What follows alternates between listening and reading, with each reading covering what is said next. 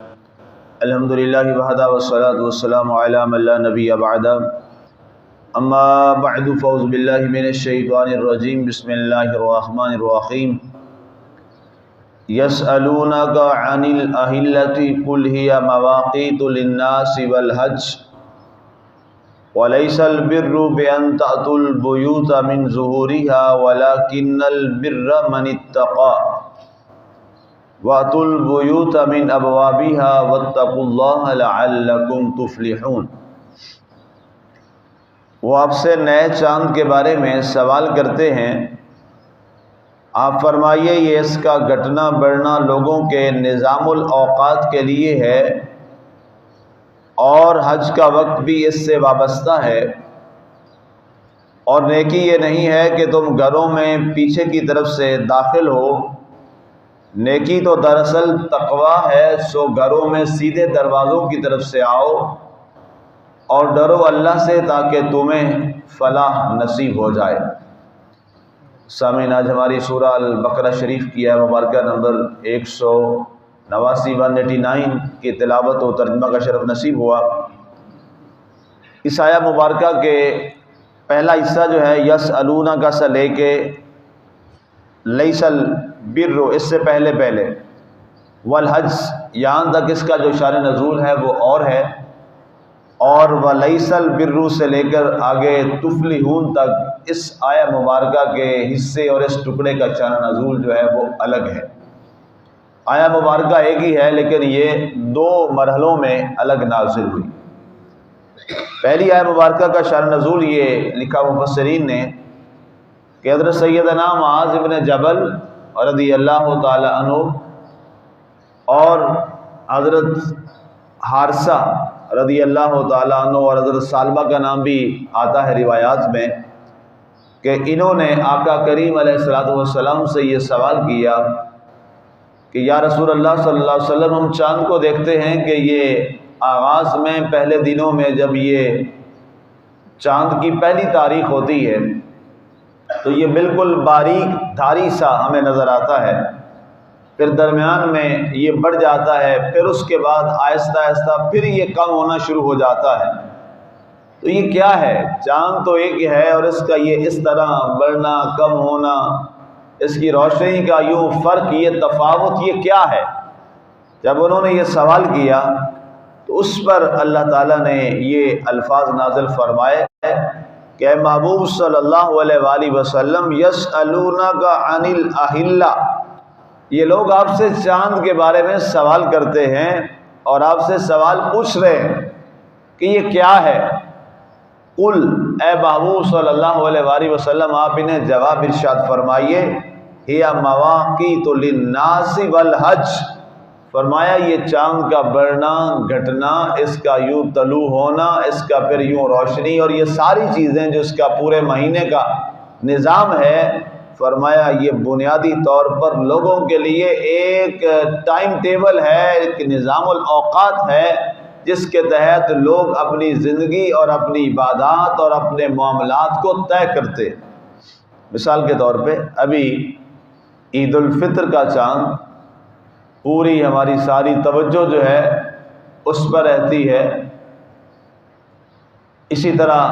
حج کا چاند، باقی رمضان المبارک کا چاند، محرم شریف کا چاند،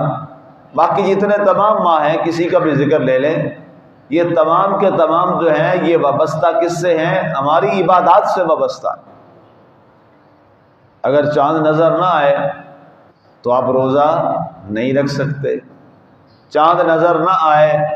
آپ عید نہیں کر سکتے، چاند نظر نہ آئے آپ حج نہیں ادا کر سکتے، قربانی کا فریضہ ادا نہیں کر سکتے۔ اسی طرح اسلام کا اور مسلمانوں کا جو سب سے مقدس ترین اور پہلا ماہ ہے جس سے مسلمان کے سال کا آغاز ہوتا ہے، وہ ماہ محرم الحرام ہے۔ چاند نظر نہ آئے تو کیا اس کا آغاز ہو سکتا ہے؟ نہیں ہو سکتا۔ تو گویا مسلمانوں کے ہاں جو یہ پورا نظام ہے سال کا، ہمارا جو نظام ہے وہ سارے کا سارا قمری کیلنڈر سے جڑا ہوا ہے، شمسی کیلنڈر سے ہمارا نظام جو ہے اسلامی اور جتنی ہماری عبادات ہیں وہ اس سے وابستہ نہیں ہے۔ تو اس بنیاد پہ فرمایا کہ یہ بنیادی طور پر یہ چاند کا آنا جانا، باریک، پھر آغاز، پھر اس کا ہلال، وہ بدر، فرمایا یہ ساری چیزیں تمہارے اوقات کا تعین کرتی ہیں، اور اللہ تعالیٰ کے نظام میں ہمیشہ کوئی نہ کوئی ضرور حکمت چھپی ہوتی ہے، اور اس میں حکمت یہ ہے کہ وہ تمہاری عبادات کے وقت کا تعین کرتا ہے۔ اور یہاں باقاعدہ ذکر بھی کیا گیا والحج، حج کا خاص طور پہ یہاں ذکر کیا گیا کہ چونکہ ظاہر ہے بیت اللہ شریف کا حج اہل عرب کے ہاں جو ہے وہ سب سے بڑی عبادت ہے، اور جس کا بہت بڑا اہتمام ہوتا تھا شروع سے، آغاز سے ہی، چاہے وہ دور جاہلیت تھا، لیکن اس کے باوجود بھی جو ایام حج تھے اور یہ والے جو دن تھے ان کے لیے یہ بڑے قابل عزت اور قابل احترام تھے۔ اس کی شکل ظاہر الگ تھی، طریقہ اور تھا، لیکن یہ طے تھا کہ یہ جو حج والا جو ذو الحجہ کا چاند تھا اس کی ایک بڑی خاص اہمیت تھی ان سب کے ہاں۔ آگے فرمایا کہ اب جو دوسرا حصہ ہے وَلَيْسَ الْبِرُّ، اس کا جو شان نزول ہے وہ الگ ہے۔ وہ یہ ہے کہ اہل عرب کے ہاں یہ لوگ جب احرام باندھ لیتے تھے تو یہ پھر گھر کا جو داخلی دروازہ ہوتا تھا جہاں سے آتے جاتے تھے، احرام باندھنے کے بعد وہاں سے نہ داخل ہوتے تھے نہ وہاں سے نکلتے تھے۔ کیا کرتے، گھر کی جو پچھلی دیوار ہے اس سے یہ گزر کے آتے تھے، اور اگر کوئی شخص گھر کے دروازے سے نکلتا تو اسے یہ لوگ فاسق و فاجر کہتے تھے کہ جناب یہ جو گھر کے آنے جانے کا راستہ ہے یہ عام لوگوں کے لیے ہے، اب چونکہ تم نے احرام باندھ لیا ہے اب تمہارا معاملہ جو ہے باقی سب سے الگ ہو گیا ہے، اب لہذا تم گھر کے اس عام دروازے سے جہاں سے آتے جاتے ہیں لوگ، اس دروازے سے تم داخل نہیں ہو سکتے۔ ایک دفعہ ایسا ہوا، لیکن یہ 2-3 قبیلے تھے جن میں قبیلہ بنو خزاع ہے، قبیلہ بنی ثقیف ہے اور قبیلہ قریش ہے، ان کے لیے یہ حکم نہیں تھا۔ یہ جو بڑے معزز قبیلے تھے عرب کے، ان کے لیے حکم یہ نہیں تھا کہ وہ گھر کے پیچھے سے آئیں اور ادھر سے جائیں، بلکہ وہ گھر کے سامنے والے دروازے سے ہی آیا جایا کرتے تھے۔ ایک دفعہ جناب رسالت مآب صلی اللہ علیہ وآلہ وسلم کے ساتھ حضرت رفاع، یہ انصاری صحابی تھے، یہ بھی اپنے گھر میں سے آقا کریم علیہ الصلوۃ والسلام کے سامنے والے دروازے سے نکلے، جس پر لوگوں نے یہ بات کی کہ آپ تو انصاری ہیں، آپ تو نہ قریش میں سے ہیں، نہ قبیلہ خزاع میں سے ہیں، نہ قبیلہ بنی ثقیف میں سے ہیں، آپ گھر کے سامنے دروازے سے کیوں داخل ہوئے؟ اور آقا کریم علیہ الصلوۃ والسلام نے بھی یہ سوال کیا تو انہوں نے عرض کی کہ یا رسول اللہ صلی اللہ علیہ وسلم، میں چونکہ مسلمان ہوں اور آپ پر ایمان لے آیا ہوں، اب میرا ظاہر ہے قبیلہ اپنا قبیلہ اور پہچان نہیں رہی، اب میری پہچان تو آپ کے ساتھ جڑ گئی ہے کہ میں آپ پر ایمان لے آیا، اب میں بھی آپ کے قبیلہ کے حکم کے تحت ہوں، جو آپ کریں گے میں بھی وہی کروں گا، کیونکہ میرے لیے اللہ کے نبی کی سنت ہی سب کچھ۔ جب انہوں نے یہ بات فرمائی تو لوگوں کو یہ بات ناپسند گزری کہ یہ کیا بات ہو گئی۔ اس وقت اللہ تعالیٰ نے حضرت رفاع انصاری رضی اللہ تعالیٰ عنہ کی تائید میں یہ الفاظ اتارے اور فرمایا کہ ہمارے رفاع انصاری نے جو بات فرمائی ہے ہمارے ہاں وہی قابل قبول ہے۔ تو پھر یہ الفاظ نازل ہوئے لیس البر، نیکی یہ نہیں ہے۔ اب یہ پھر قیامت تک کے لیے نظام بدل دیا گیا ہر مسلمان کے لیے، اب وہ فرق ختم ہو گیا قریش و ثقیف و بنو خزاع والا۔ فرمایا نیکی یہ نہیں ہے بِأَن تَأْتُوا الْبُيُوتَ مِنْ ظُهُورِهَا، کہ تم اپنے گھروں میں ان کے پچھلے دیواروں عقبی دیواروں سے آؤ، وَلَكِنَّ الْبِرَّ مَنِ اتَّقَىٰ، بلکہ نیکی یہ ہے کہ جس شخص نے اپنے دل میں تقوی پیدا کر لی، نیکی یہ۔ آگے فرمایا وَأْتُوا الْبُيُوتَ مِنْ أَبْوَابِهَا، اور اپنے گھروں میں اپنے دروازوں سے ہی آؤ۔ جب تم نے احرام باندھ لیا ہے تو احرام باندھنے کے بعد بھی تم نے اپنے گھروں میں اپنے دروازوں سے آنا ہے،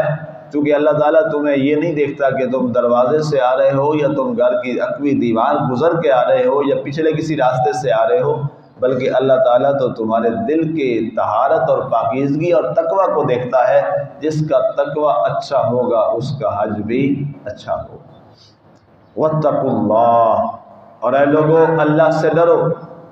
اب یہ بنیاد ہے. اب یہاں پہ جو کہ ایک بات کی گئی لیکن اشارت اور نص سے بہت ساری باتیں سمجھ آئیں کہ اللہ تعالیٰ کے ہاں جو ہے بنیادی طور پر ہمارے دلوں کا جو تقوی ہے اللہ تعالیٰ اس کو دیکھتا ہے. دنیا کے اندر کوئی بھی عمل ہے وہ جتنا بھی حسین و جمیل ہو، لیکن اس کے اندر اگر دل کا تقوی موجود نہیں ہے تو وہ عمل بیکار اور بے سود ہے، وہ ضائع ہے. اس لیے قرآن بار بار ہمارے دل کے تقوی کی بات کرتا ہے، ہمارے دل کے اصلاح کی بات کرتا ہے اور دل کی طہارت کی بات کرتا ہے.